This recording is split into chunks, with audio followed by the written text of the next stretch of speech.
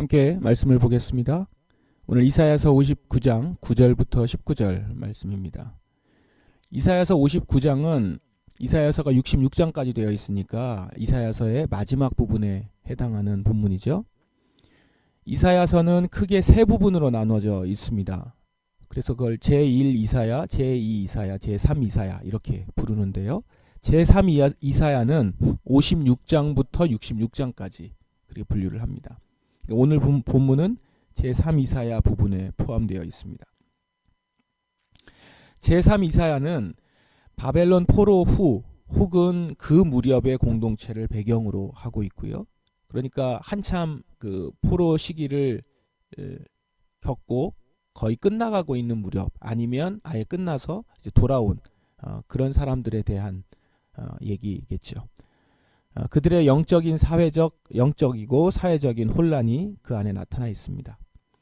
포로기 이후다라고 하면 성전이 재건이 되거나 아니면 그 과정에 있을 텐데 실제 삶 속에서는 여전히 불의와 폭력과 거짓과 우상숭배의 삶의 방식이 남아 있어서 약자들이 짓밟히고 공의가 서지 못하는 그런 상황이었던 겁니다. 매우 혼란한 그런 상황인 거죠.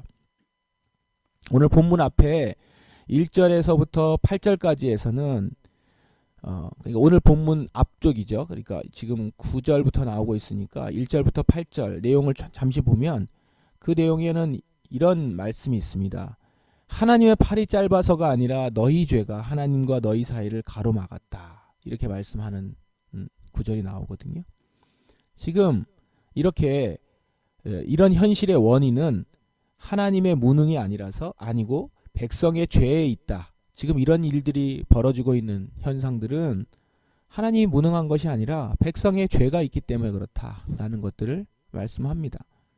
그리고 오늘 본문은 그런 이사야의 지적을 수용하는 모습이에요. 내가 그걸 맞다 이렇게 얘기하는 이스라엘 백성들의 모습을 볼 수가 있습니다. 15절 앞부분까지 보면 탄식이 나오거든요. 그렇죠? 내용들을 보시면 여러분들이 좀 꼼꼼하게 이사야서나 예언서를 보셨던 분들은 내용이 조금 생소할 수도 있습니다. 왜냐하면 자신들의 죄를 인정하는 내용이거든요. 여기 보시면. 그래서 죄의 결과를 공동체가 스스로 인정하는 회개의 탄식이 좀 나오고 있습니다. 자신의 모습을 한탄하는 모습이에요. 9절에 정의와 공의가 멀어지고 백성은 빛을 바라지만 실제로 어둠 속에서 헤매고 있다. 10절에는 아예 앞을 못 보는 사람처럼, 그러니까 맹인이죠. 앞을 못 보는 사람처럼 그렇게 벽을 더듬고 대낮에도 밤처럼 넘어집니다.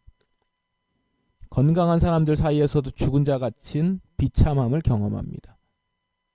곰처럼 울부짖고 비둘기처럼 슬피 울어요. 그렇지만 여전히 공평도 구원도 보이지 않는 현실을 탄식합니다. 백성들은 탄식해요. 우리가 우리 하나님께 많은 죄를 지었다. 여호와를 배반했다. 하나님께 등을 돌렸다. 남을 해칠 국리나하고 거짓말을 계획하고 그대로 행했다. 어디에도 진리를 찾을 수 없다. 이러면서 그런 상황을, 그러니까 정말 어둠 가운데 있는 상황이었죠. 여전히 불의와 폭력과 거짓과 우상숭배의 삶의 방식이 남아있어서 약자들이 짓밟히고 공의가 서지 못하는 그런 상황인 것입니다. 이런 이스라엘을 아무도 나서서 구원할 수 없었습니다. 본인들 스스로 악한 행동을 그치거나 돌이킬 수 없는 것입니다. 그러니까 전적인 무능력을 보여주고 있는 것이죠. 그래서 하나님이 나서실 수밖에 없다라는 겁니다. 15절 후반부부터는 어떤 지도자도 구원자가 될 수 없는 상황에서 하나님이 직접 구원자로 나서십니다. 그의 모습은 정의로 갑옷을, 구원의 투구와 심판의 옷을, 사랑의 겉옷을 입으셨습니다. 이게 갑옷을 입고 구원의 투구를 쓰고 이런 모습은 용사의 모습인 것이죠. 하나님은 강한 용사의 모습으로 나타나셔서 어두움 가운데 있는 자들을 구원하시려고 합니다. 원수들이 한 일 그대로 갚으시고 적은 보복하시고 하나님의 영광을 두려워할 것입니다. 그러므로 하나님은 어둠 속에서 보지 못하고 살아가고 있는 백성들을 구원하시고자 역사 속으로 들어오시겠다라고 하신 것입니다. 이 본문을 우리 보게 하시는 하나님이라는 관점으로 다시 한번 봅시다. 이스라엘은 지금 죄로 인한 비참한 현실을 직시하면서 탄식하고 있습니다. 자신들의 잘못으로 지금 고통받고 있다는 거예요. 그런데 특별히 자신들의 지금 현실을 어떻게 표현하냐면 캄캄한 어둠 속에서 걷고 있다 이렇게 표현해요. 그래서 맹인처럼 벽을 더듬으며 걷는다는 거예요. 자신들의 눈이 어두워졌다는 거죠. 자신들의 처지를 맹인으로 어둠 속에서 소망 없이 살아가는 자들로 표현합니다. 이스라엘 백성들은 어디에도 자신들을 구원할 사람이 없음을 알고 탄식합니다. 왜요? 다 맹인이거든요. 어느 누구도 보질 못하고 있거든요. 그런 그들을 하나님은 구원하시겠노라 말씀하신 겁니다. 그래서 어둠 가운데 있는 사람들을 구원하시겠다라고 하신 것이죠. 그러므로 하나님이 구원하시겠다고 말씀하신 것은 백성들을 어둠 가운데서 끄집어내어 빛 가운데서 볼 수 있도록 하시겠다라고 하는 의미인 것입니다. 이 약속을 이스라엘 백성들에게 하고 계십니다. 이제 우리 사도행전 9장 말씀을 보면서 이어서 같이 말씀을 한번 연관해서 보도록 하겠습니다. 사도행전 9장 1절부터 20절 성경 봉독하겠습니다. 같이 말씀 보겠습니다. 오늘 사도행전 9장 1절부터 20절 말씀입니다. 본문은 사도 바울이 회심하는 사건입니다. 우리가 잘 아는 말씀이기도 하죠. 본래 이름이 사울이었으나 이제 변화되고 난 후에 바울로 계명을 합니다. 사울은 주님의 제자들을 죽이겠다고 나선 사람이었습니다. 8장에서 스데반을 신문하고 처형하는 데 공을 세운 것으로 보이는 사울인데 이제 그 사울은 이 힘을 받아서 다마스커스까지 진출합니다. 그곳에 있는 그리스도인들을 붙잡아서 예루살렘으로 끌고 오려고 한 것이죠. 그런데 다마스커스 가까이 갔을 때 갑자기 밝은 빛이 둘러 비추며 음성이 들렸죠. 사울아 사울아 내가 왜 나를 박해하느냐. 예수님이셨죠. 예수님이 사울에게 나타나셨던 겁니다. 그 이후에 이제 사울이 정신을 차리고 일어나서 눈을 떴지만 아무것도 볼 수 없게 되었죠. 그렇게 3일 동안 앞을 보지 못했는데 아나니아라는 예수님의 제자를 주님이 사울에게 보내셨습니다. 그리고 그를 통해서 사울은 다시 눈을 뜨게 되었다. 사울의 눈에서 비늘 같은 것이 떨어져 나가면서 다시 보게 되었다라고 합니다. 이후에 사울은 세례를 받고 예수님을 영접하여 예수님의 제자가 되었습니다. 그는 자신이 죽이려 했던 그 제자들처럼 제자가 되어서 이제는 예수님이 하나님의 아들이심을 증거하기 시작했습니다. 이후부터는 우리가 알고 있는 바로 그 사도 바울이 이제 나오기 시작하는 것이죠. 이 사울이 바울이 되는 이렇게 변화되는 이 이야기 매우 극적인 이야기죠. 그 이야기가 오늘 우리가 지금 읽으면서 사울의 모습이 어떻게 변화됐는지를 보았습니다.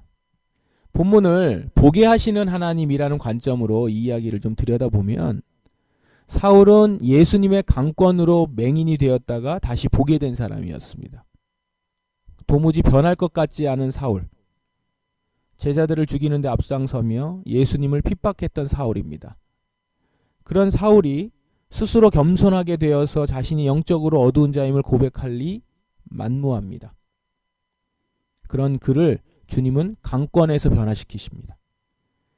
그의 영의 눈을 열어 보게 하기 위해 먼저 그가 영적으로 어두운 자임을 깨닫게 하고자 참빛을 비추어서 그의 육신의 눈을 어둡게 했습니다.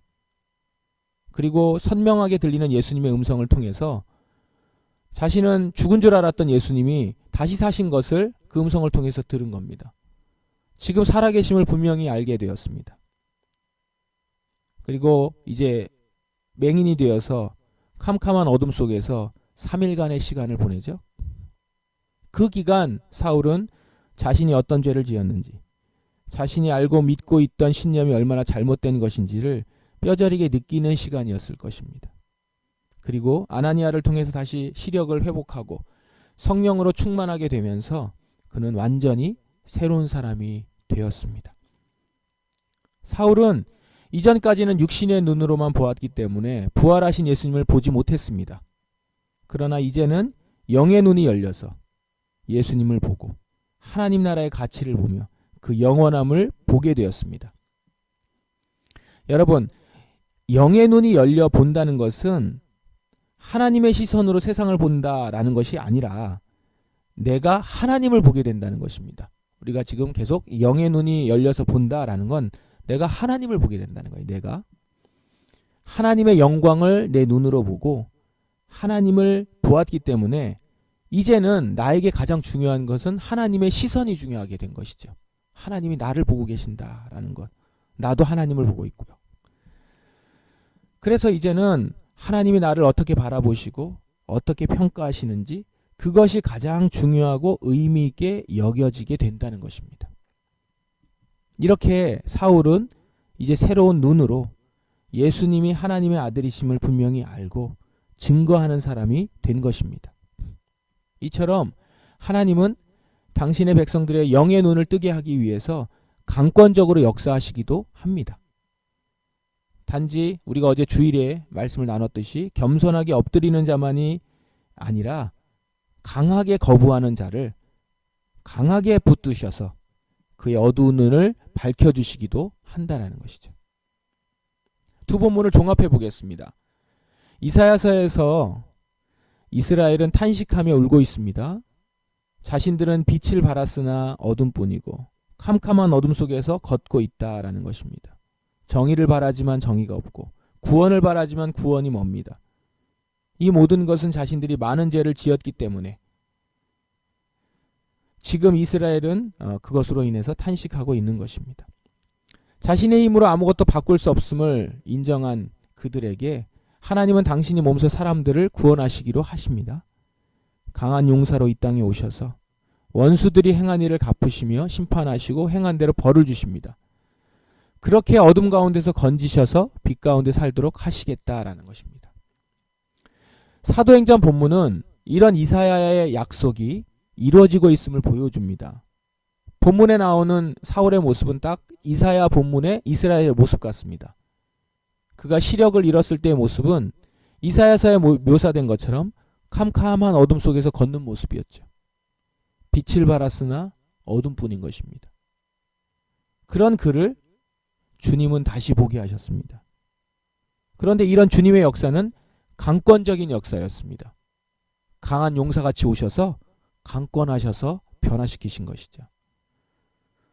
주님은 당신의 계획과 뜻에 따라서 사울의 시력을 회복시켜 주시고 성령 충만하게 해주셨습니다.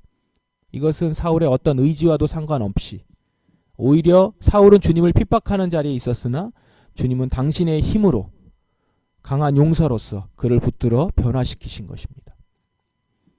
하나님은 이렇게 때때로 하나님 앞에 엎드러지지 않는 일을 강압적으로 눈을 뜨게 하시기도 합니다. 단지 겸손한 자만 눈을 뜨게 하는 것은 아닙니다.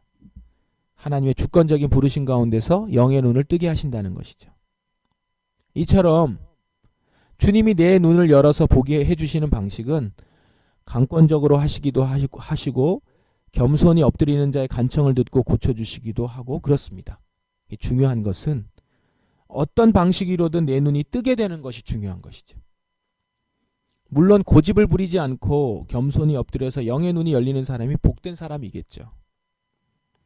그러나 강권해서라도 변화된다면 한 며칠 맹인이 되어서 자신의 죄를 고백하고 회개하면서 변화된다면 그 또한 너무 귀하고 감사한 일 아니겠습니까? 그리고 그렇게 극적으로 변화된 사울은 놀라운 일을 하는 바울이 되었습니다. 하나님은 여러 역사를 통해서 당신의 백성들의 눈을 여시고 하나님을 볼 수 있게 해주시며 그 하나님을 보며 살아갈 수 있게 해주십니다. 그러므로 여러분, 우리의 눈이 열리는 것이 중요합니다. 우리의 눈이 열려 하나님을 보고 그분의 아름다움과 영광을 보는 것이 중요합니다. 여러분 모두 주님을 볼 수 있기를 바랍니다. 이 아침에 먼저 주의 아름다움을 보고 그 하나님을 충만히 느끼며 하루를 시작할 수 있기를 바랍니다. 이 시간 기도하겠습니다.